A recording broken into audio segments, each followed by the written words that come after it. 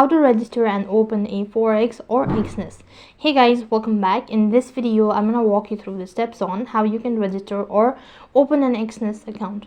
So then, to begin with, first of all, go ahead and open up a browser. So in my case I'm using a web browser, but you can use an application. Either way, the procedure is going to remain the same.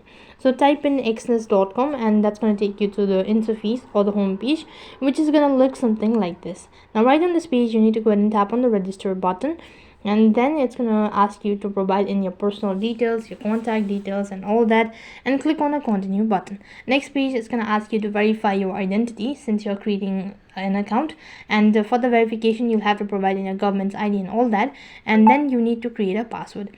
As soon as you're done creating your password and creating a login field and all that, you'll be logged in or directed to the home page, indicating that you've successfully registered for Exness. That's basically how you can register or open Exness account. That is all for this video.